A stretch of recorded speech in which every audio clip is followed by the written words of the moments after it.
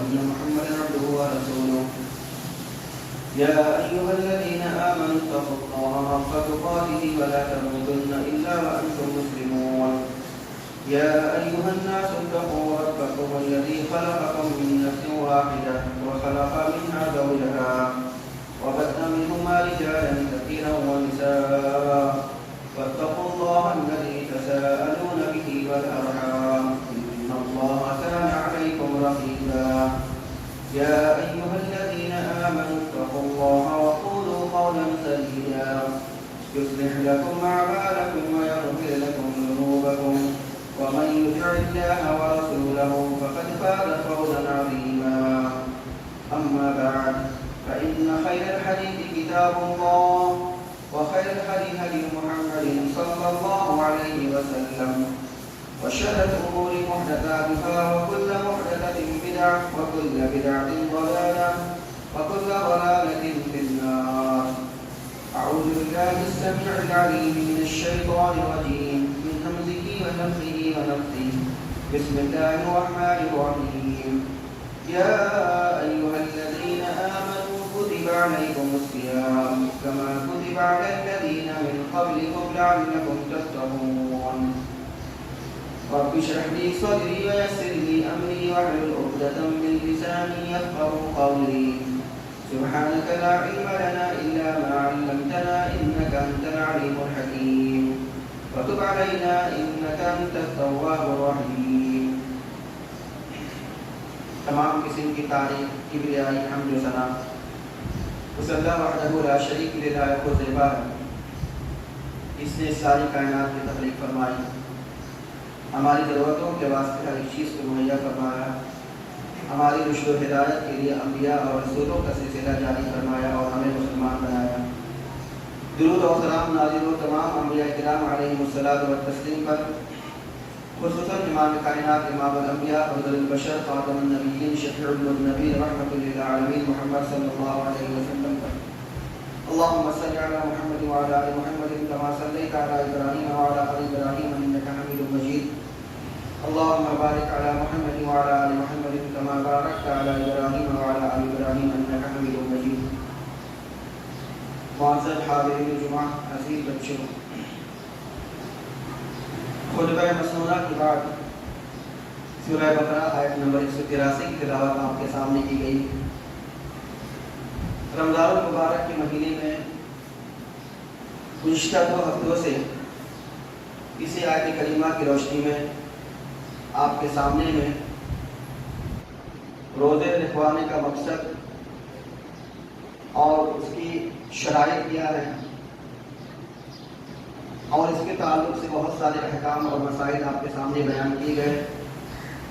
انشاءاللہ آج بھی اسی آیت کریمہ کی روشنی میں روزہ رکھنے سے کیا ثواب ملتا ہے, کیا بینیفٹ ملتا ہے, اس کے تعلق سے آپ کے سامنے بیان کیا جائے گا.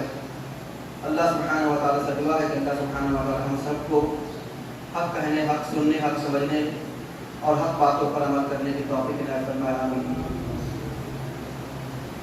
آیت کریمہ کا ترجمہ سن لیجیے. اللہ سبحانہ و تعالیٰ نے سورہ بقرہ آیت نمبر 183 میں ارشاد فرمایا, یا ایھا الذین آمنوا کتب علیکم الصیام, ایمان والو تم پر روزہ فرض کیا گیا ہے, کما کتب علی الذین من قبلکم, ایسے ہی کہ جیسے تم سے پہلے لوگوں پر فرض کیا گیا تھا, لعلکم تتقون, روزہ اس لیے فرض کیا گیا ہے تاکہ تم تقوی اختیار کرو. ایک بندے کو روزہ رکھنے سے کیا فائدہ ملتا ہے؟ عموماً آپ سب اچھی طریقے سے پڑھتے ہوں گے اور سنتے ہوں گے,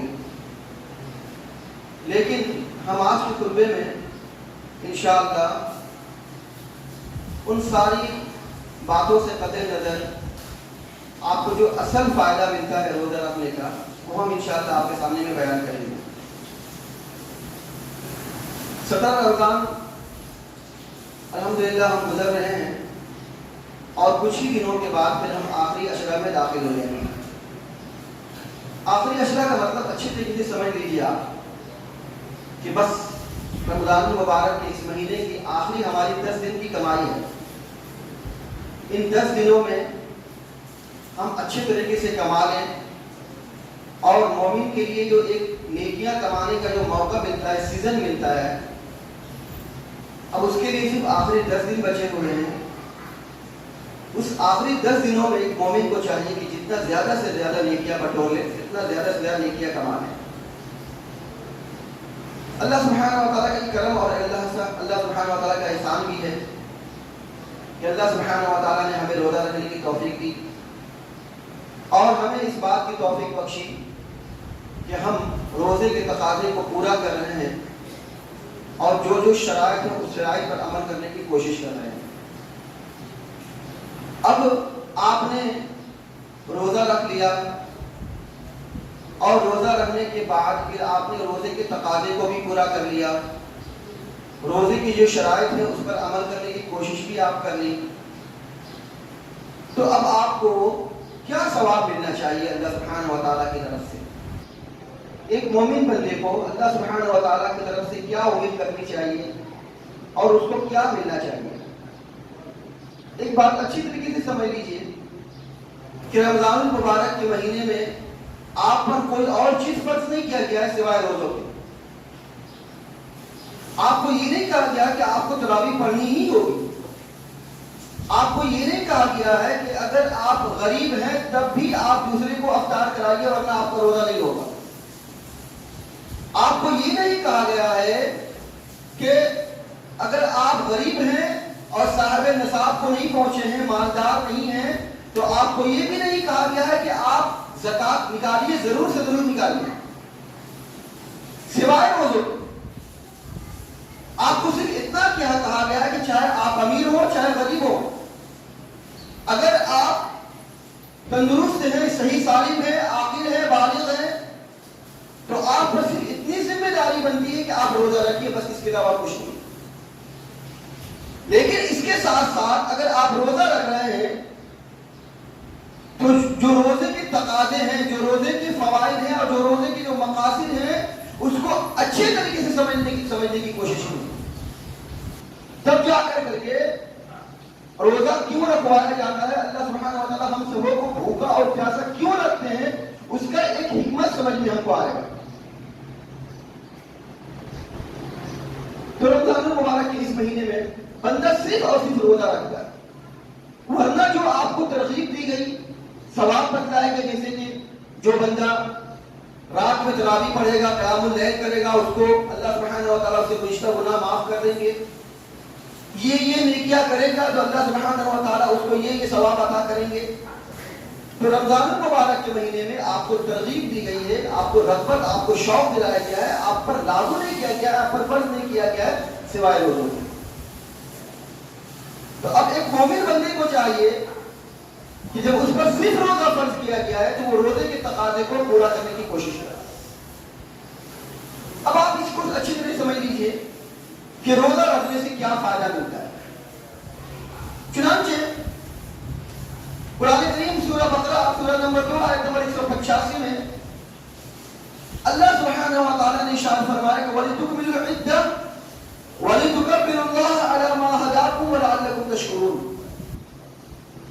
اللہ سبحانہ و تعالیٰ نے ارشاد فرمایا کہ ان مدتوں کو پوری کرو, یعنی رمضان کے مہینے کو, رمضان کی جو چند گنتی کے دن ہیں ان کو پورا کر لو. وَلِتُكَبِّرُوا اللَّهَ عَلَى مَا هَدَاكُمْ, اور اللہ سبحانہ و تعالیٰ کی کبریائی بیان کرو اس بات پر کہ اللہ نے تم کو ہدایت بخشی. تو سب سے بڑا روزے کا فائدہ یہ ہے کہ اللہ سبحانہ و تعالیٰ نے ہمیں رمضان المبارک کے مہینے میں ہدایت دیا.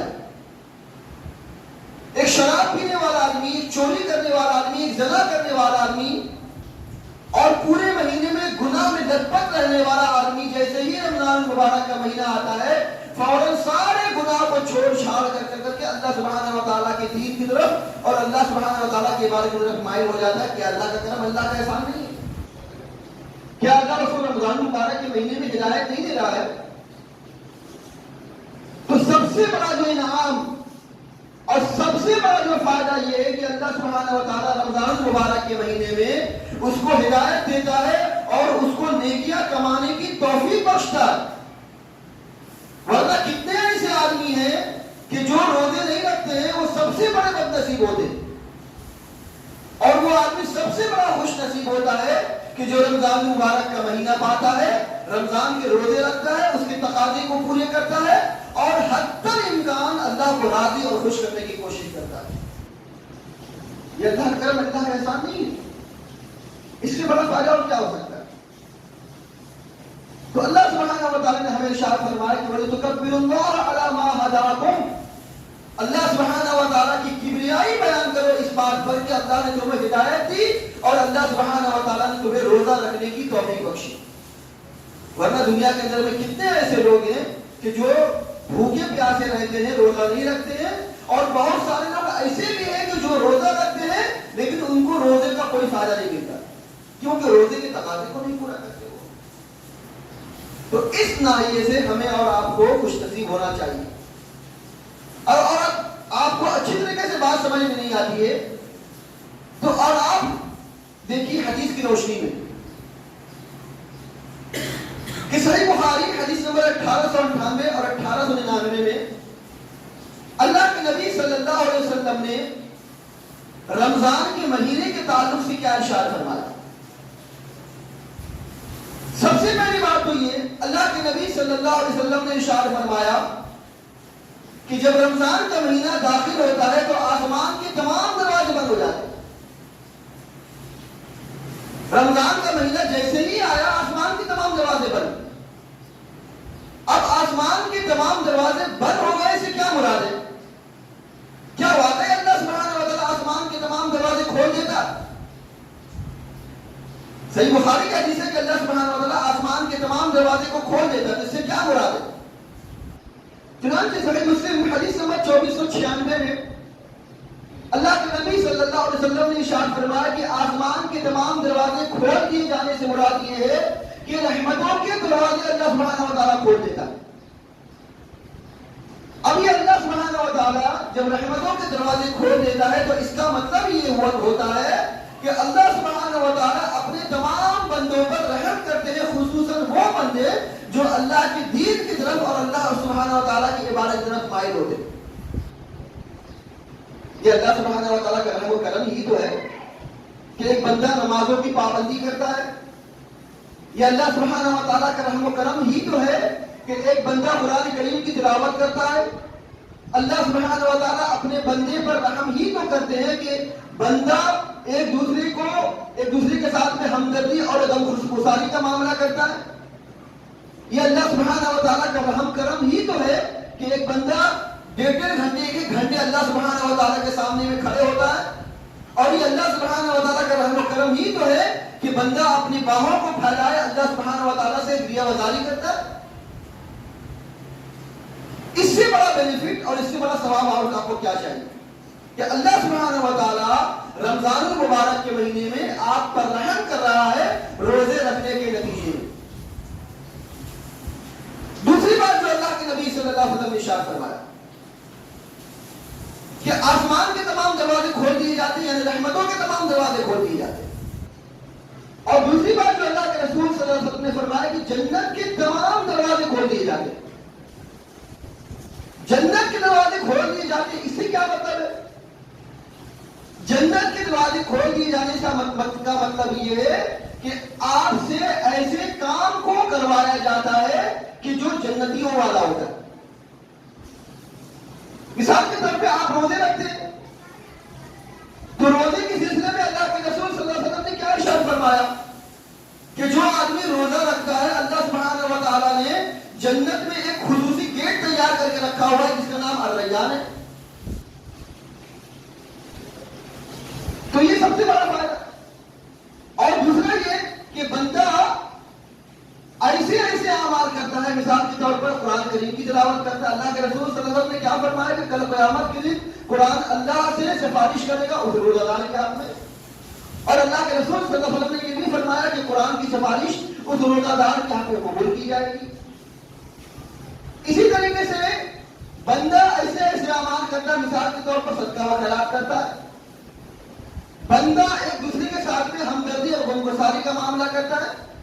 بندہ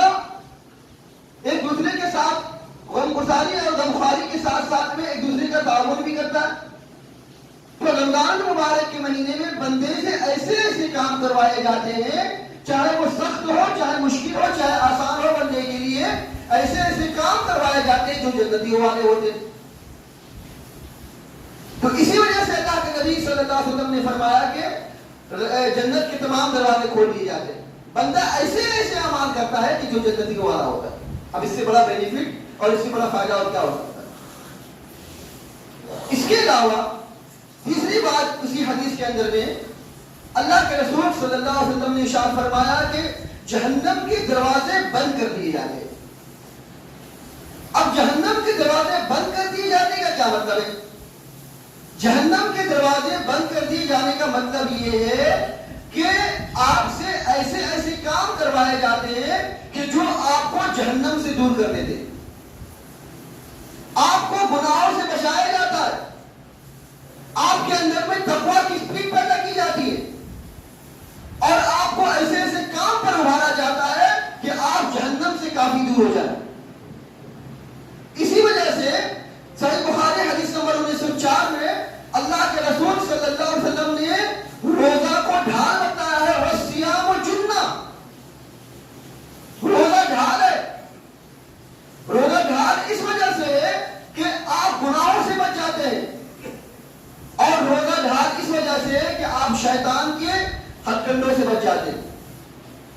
جس طریقے سے ڈھال انسان کا ڈیفینس اور انسان کے بچاؤ کے کام آتا ہے، تو ٹھیک اسی طریقے سے روزہ انسان کو گناہوں سے بچاتا ہے، اور جب انسان گناہوں سے بچ جاتا ہے تو گویا کہ وہ جہنم سے دور ہو جاتا ہے۔ ورنہ ایسی بات نہیں ہے کہ واقعی میں جہنم میں تالا لگا دیا جاتا ہے، جہنم کے دروازے کو بند کر دیا جاتا ہے۔ اگر صحیح معنوں میں جہنم کے دروازے کو بند کر دیا جاتا تو اسی مہینے میں کتنے کافر اور کتنے مشرک مرتے ہیں، تو کیا وہ جنت کے اندر میں چلے جائیں گے کیونکہ جہنم میں تالا لگا ہوا ہے؟ ایسی بات نہیں ہے۔ بات دراصل یہی ہے کہ اللہ سبحانہ و تعالیٰ ہم پر اور آپ پر رحم فرما رہا ہے، اور اس سے بڑا فائدہ اور کیا ہو سکتا ہے کہ ہمیں جہنم سے دور کر دیا جا رہا ہے۔ ہم سے ایسے اعمال کروائے ہی نہیں جا رہے کہ جس کی بنیاد پر ہم جہنم کے اندر میں چلے جائیں۔ اب آپ سوچ لیجئے کہ پورا مہینہ سال کا اگر اسی طریقے سے ہم کرتے رہیں تو ہم جہنم سے کتنی دور چلے جائیں گے۔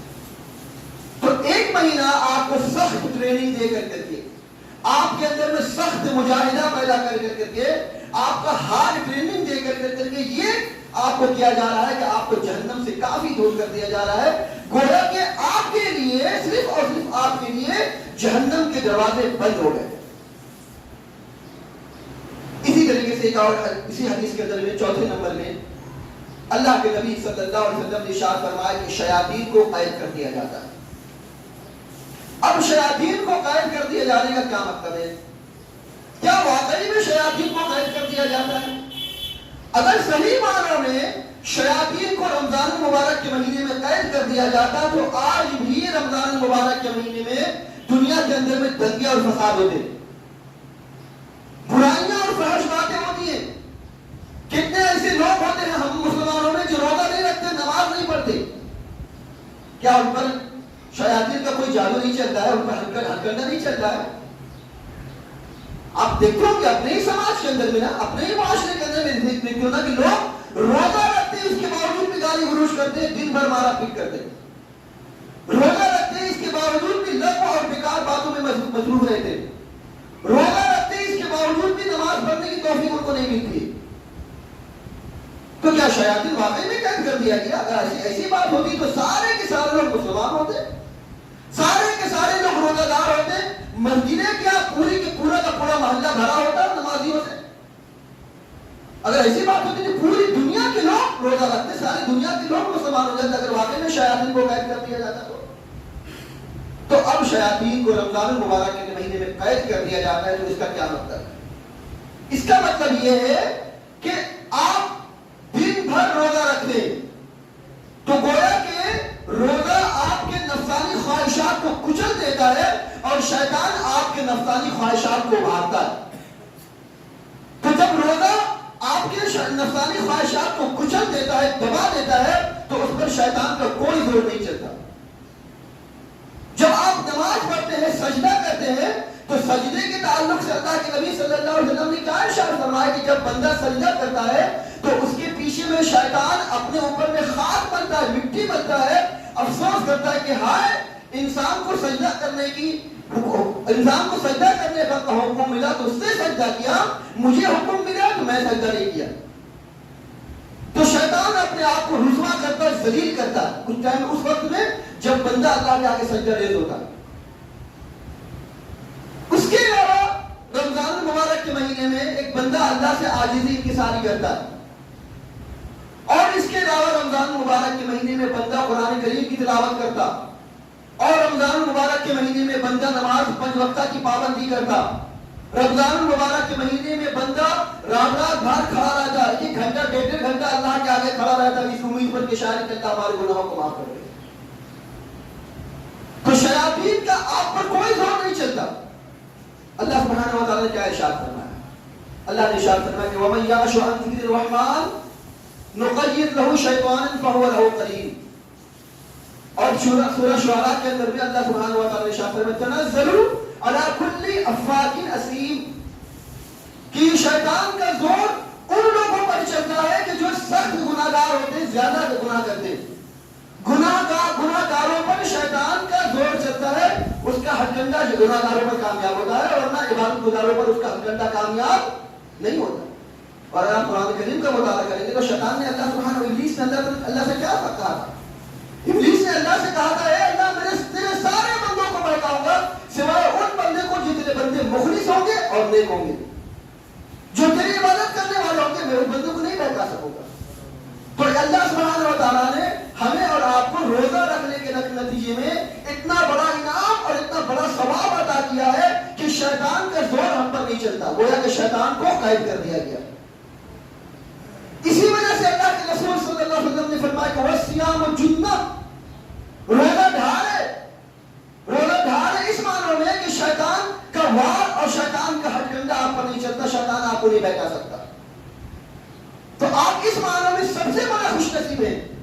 وَمَن يَعْشُ عَن ذِكْرِ الرَّحْمَنِ نُقَيِّضْ لَهُ شَيْطَانًا فَهُوَ لَهُ قَرِينٌ، جو اللہ کے ذکر سے دور ہو کر کے زندگی بسر کرتا ہے، شیطان اس پر مسلط ہو جاتا ہے، شیطان اس کا ساتھی بن جاتا ہے۔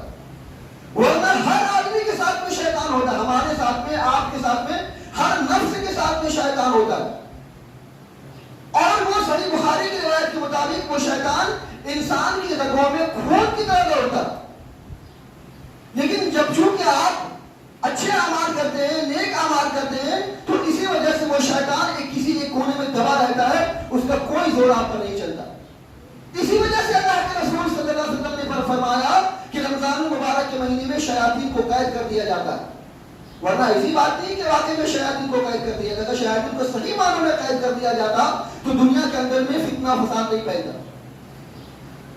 تو اتنا بڑا بینیفٹ ہمارے لیے اور آپ کے لیے، روزہ داروں کے لیے، کہ روزہ دار کے لیے اللہ سبحانہ و تعالیٰ شیطان کو دبا دیتا ہے اور روزہ دار پر کوئی ہتھکنڈہ اور کوئی بار اس کا کام نہیں کرتا ہے۔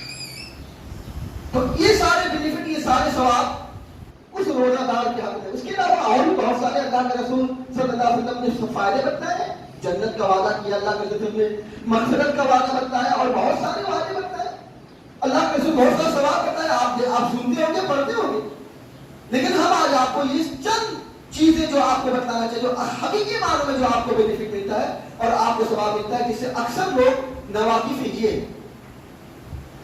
تو اب آپ سمجھ لیجیے کہ اللہ سبحانہ و تعالیٰ کا آپ کا کتنا بڑا رحم و کرم ہے۔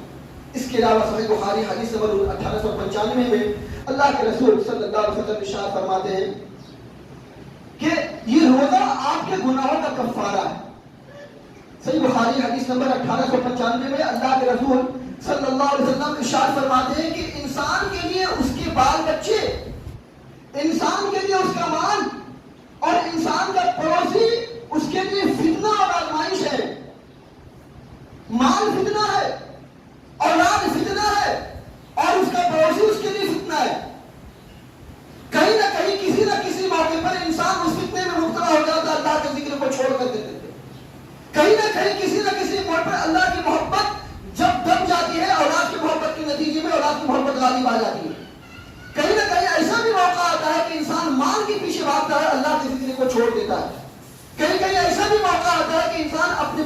رعایت کرتا ہے اللہ کے حکم کو فراموش کر دیتا ہے. تو یہ ساری چیزیں انسان کے لیے فتنہ کا باعث ہے.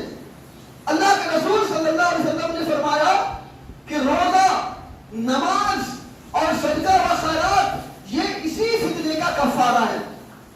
اگر آپ نے روزہ رکھ لیا تو گویا کہ آپ نے اس فتنے کا کفارہ ادا کر دیا.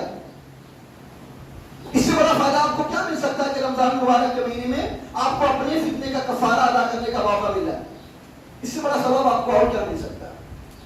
اسی طریقے سے ایک حدیث کے اندر میں صحیح بخاری حدیث نمبر 1901 میں اللہ کے نبی صلی اللہ علیہ وسلم نے ارشاد فرمایا من صام رمضان ایمانا و احتسابا غفر له ما تقدم من ذنبه. سب سے بڑا جو انعام ایک بندے کے لیے، سب سے بڑی خوشخبری یہ کہ جو آدمی رمضان مبارک کے مہینے میں ایمان اور احتساب کے ساتھ میں، احتساب اس معنی میں کہ وہ اپنا جائزہ لے، اپنا محاسبہ کرے کہ گزشتہ تمام دنوں میں اس نے کتنا بڑا اور کتنا چھوٹا گناہ کیا، کتنا پاپ کیا، کتنا شرک کیا، کتنا بدعت کیا، کتنا خرافات کیا، کتنے اللہ کے حکموں کو توڑا، کتنا اللہ کے رسول صلی اللہ علیہ وسلم کی فرامین کو پسند کچھ ڈال دیا. جائزہ لے اور جائزہ لے کر کے روزہ رکھے اس امید پر کہ شاید اللہ سبحانہ و تعالیٰ ہمارے گناہوں کو معاف کر دے. من صام رمضان ایمانا و احتسابا غفر له ما تقدم من ذنبه. اگر آپ کے روزہ رکھنے کے دوران میں یہ احساس پیدا ہو جائے کہ آپ گناہ گار ہیں اور شاید اللہ سبحانہ و تعالیٰ آپ کے گناہوں کو معاف کرتے ہیں، اسی امید پر آپ روزے کے تقاضے کو پورا کرتے ہیں، روزے کے شرائط کو پورا کرتے ہیں اور حد تک امکان نیکیاں بٹورنے کی کوشش کرتے ہیں، تو اللہ کے رسول صلی اللہ علیہ وسلم نے آپ کے لیے فرمایا کہ آپ کے تمام گناہ معاف ہیں، آپ کے گزشتہ تمام سارے گناہ معاف. تو یہ سب سے بڑا انعام آپ کے لیے ہے اگر آپ روزہ رکھتے ہیں اور روزے کے تقاضے کو پورا کرتے ہیں. اور بھی بہت سارے انعامات ہیں، آپ پڑھ لیجئے، سمجھ لیجئے، دیکھ لیجئے. یہ چند موٹی موٹی چیزیں ہیں کہ جو اللہ سبحانہ و تعالیٰ نے ہمارے لیے اور آپ کے لیے خاص طور سے روزہ دار کے لیے انعام و اکرام کے طور پر رکھا ہوا ہے.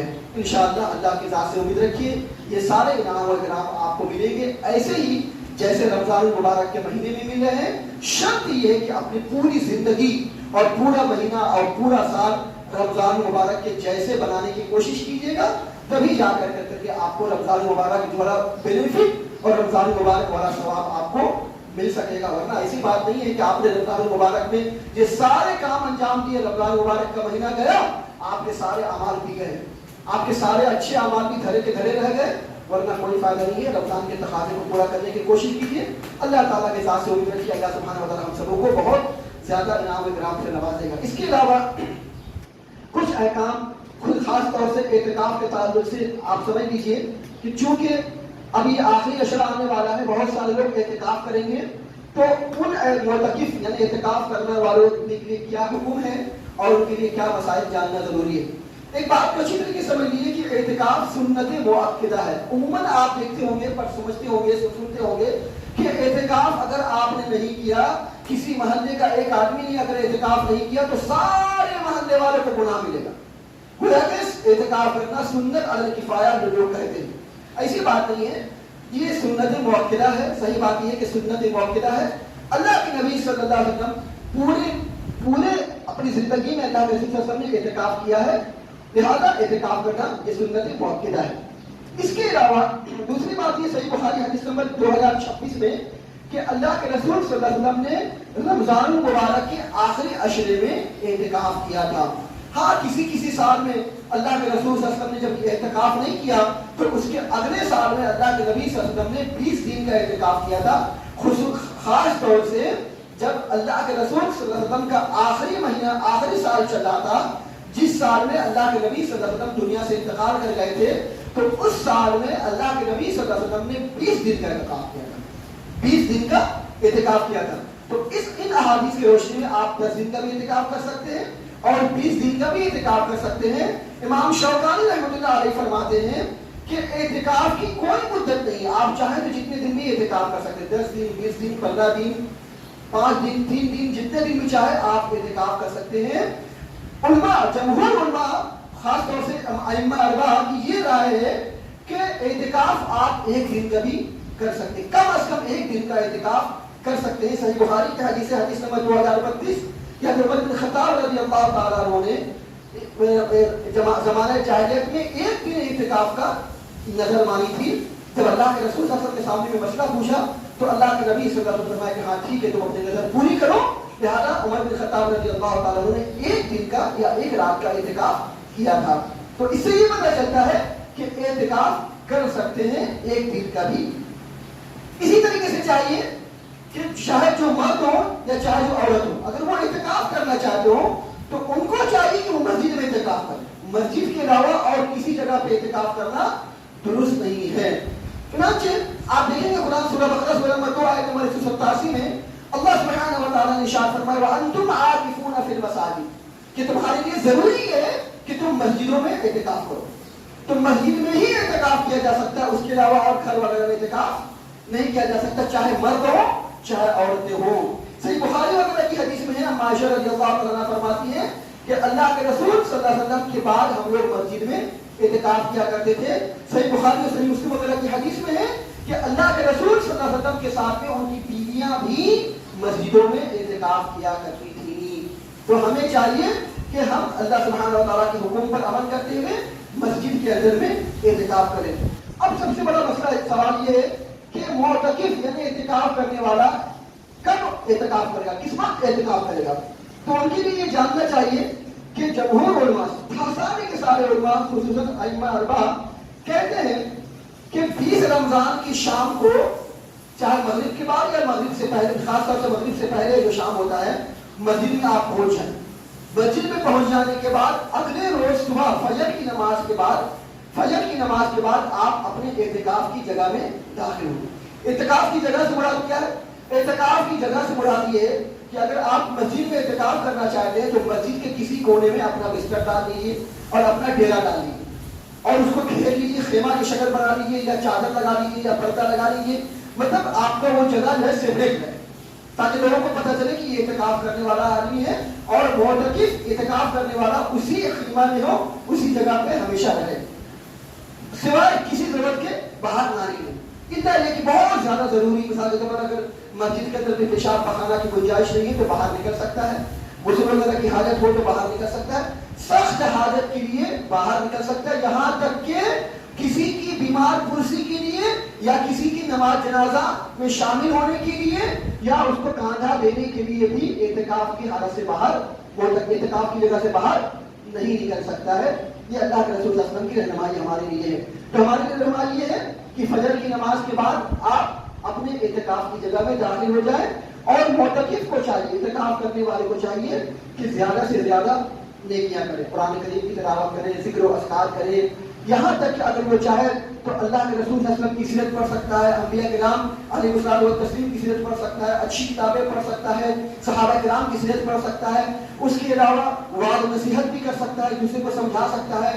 और जो दीनी डिबेट है, दीनी बहस मुबाहिसा है, खुसूसन जिसके अंदर में कोई ऐसी चीज ना पाई जाती जिससे किसी दूसरे को नीचे दिखाने वाला, वो भी कर सकता है। जहां तक मुमकिन हो सके मुअतकिफ को चाहिए कि बिल्कुल सेपरेट होकर करके, अलग होकर करके ज्यादा से ज्यादा अल्लाह सुब्हानहू व तआला की इबादत करे। इसके अलावा मुअतकिफ को चाहिए कि फजूल बातें ना करे। हाँ, अगर आज के मोबाइल का जमाना है तो मोबाइल में अपने घर वालों से कुछ चीज मंगानी हो तो इतनी गुंजाइश उलमा ने दी है कि आप मोबाइल के जरिए से अपने घर वालों से कोई चीज, जरूरी चीज मंगा सकते हो।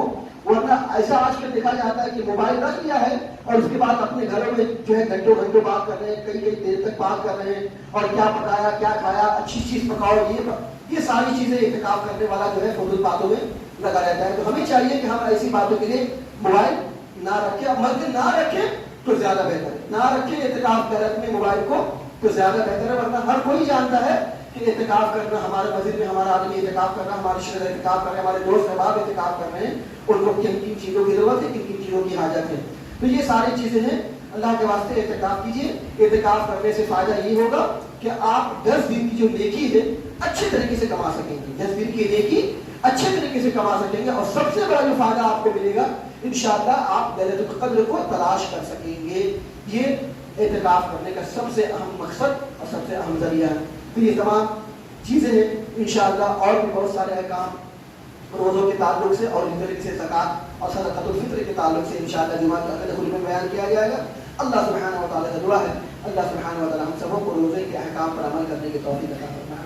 العالمین ہم تمام مسلمانوں کو روزے کے تقاضے کو پورا کرنے کی توفیق عطا فرما العالمین ہم تمام مسلمانوں کو روزے کے شرائط پر عمل کرنے کی توفیق عطا فرما العالمین ہم تمام مسلمانوں کو سچے دل سے روزہ رکھنے کی توفیق عطا فرما العالمین رمضان مبارک کے مہینے میں ہمیں زیادہ سے زیادہ نیکیاں اور ثواب کمانے کی توفیق عطا فرما العالمین ہم پہ جو بیمار انہیں شفا کاملہ اجر عطا فرما جو پریشان حال ان کی پریشانیوں کو دور فرما جو قرض دار انہیں اپنے اسباب سے قرضہ ادا کرنے کی توفیق عطا فرما العالمین ہمارے علماء کی حفاظت فرما ہمارے مساجد کی حفاظت فرما ہمارے مدارس کی حفاظت فرما ہمارے بچے اور بچیوں کی حفاظت فرما ہمارے اسلامی شاعر کی حفاظت فرما العالمین ہم بچے اور جو لوگ بچے اور بچیاں امتحانات دے رہے ہیں العالمین تو ان کی جائز مقاصد میں کامیابی عطا فرما جو لوگ اپنے بچے اور بچیوں اپنی بہن اور اپنے بھائی کے رشتے کے تعلق سے پریشان ہیں العالمین تو ان سب کی مدد فرما العالمین جب تک ہم جئیں کتاب اللہ اور سنت رسول اللہ صلی اللہ علیہ وسلم پر عمل کرتے ہوئے جئیں اور جب ہمارا خاتمہ ہو دینی دونوں پر عمل کرتے ہوئے ہمارا خاتمہ ہو اقول قولی ھذا واستغفر اللہ لی ولکم ولسائر المسلمین وآخر دعوانا الحمد للہ رب العالمین.